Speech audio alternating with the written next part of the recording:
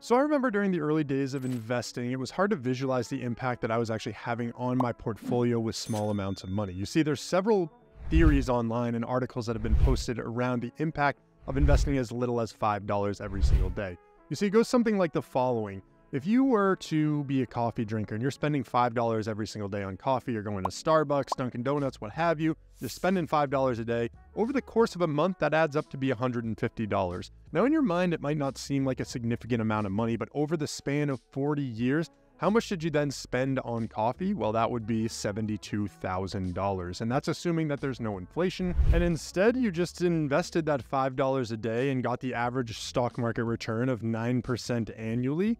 You would have then turned that money into $722,000, meaning that you quite literally just drank away $650,000 over the course of 40 years. I understand that this assumption isn't perfect, but I think at the very least we can all agree that it really highlights the impact of long-term investing with compound interest. Now, the whole idea behind this is so that people can reconsider what they're doing on their day-to-day spending so they can budget a little bit better and have a significant impact on their financial future.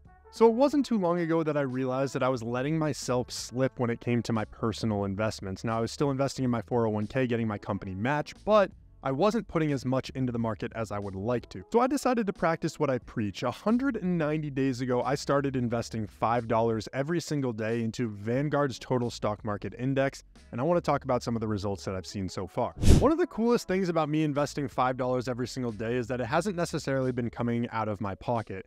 It's actually coming from this dividend portfolio that I structured out quite a while back.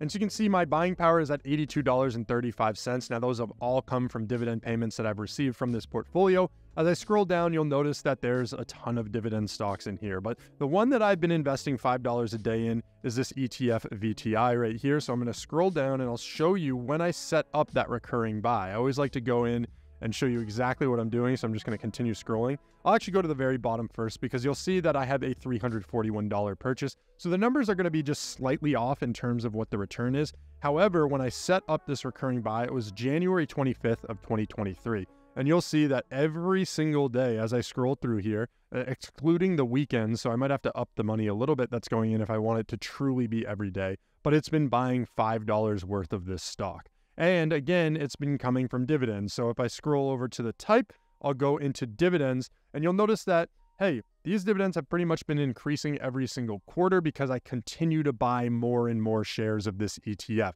Now, combine that with all the other dividend stocks that I've invested with in this portfolio, it pretty much covers the expense of this challenge indefinitely. So I can continue investing $5 every single day and really not even think about it because it's going to be pulling from this account and just recycling those payments. So it's really cool that now that it's been structured out, I can be hands off with it.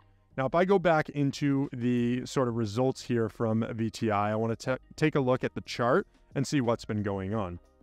So if I look at the past year, the year alone, it's gone up 9.6364% here, and it's valued at $224. One of the cooler things about this challenge as well is if I scroll over, I'm going to go to January of 2023, look for the 26th, which you can see right here, $203.12. Now, the cool thing is every single day along the way, I'm buying stock. So whether the price is down here at $201, whether it's up at $210, whether it's all the way down here at $193, every single step of the way, I'm continuing to put more and more money in. And the coolest thing is, like way back here in February when it was at this peak, it didn't even matter because it's well below what the current market value is. That's what dollar cost averaging is doing for me. So as long as I'm investing throughout, it sort of mitigates the risk that I have at putting it all in at one time. Because say I put all my money in right now today and it completely tanked, I would then lose out on so much more money than if I just continue investing, constantly throughout the time that it's going up in price.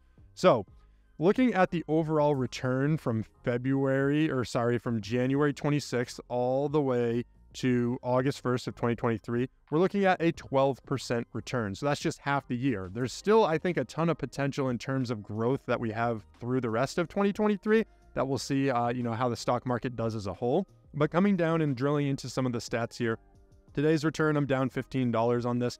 However, the total return, I'm up 16.25%, $164.52 here.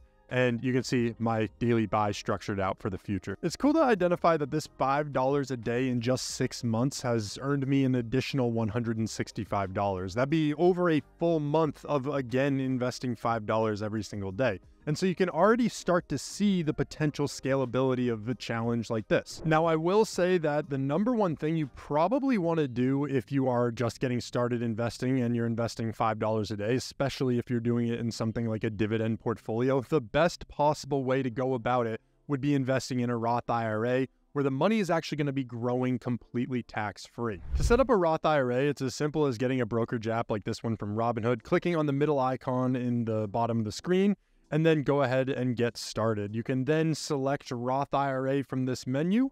It's going to load for a second. You can hit continue, review, and you'd be able to submit this to be able to open your account. Now, if you want to set up a recurring buy, it's really straightforward. In the top right, there's a search icon. You can click on that and you can look for a stock. Let's say you wanted to invest in Tesla and you wanted to set up a recurring buy. You click trade, buy, and then in the top right where it says dollars, there's a drop down. You can click on that, and then you can actually do recurring investment under the conditional orders.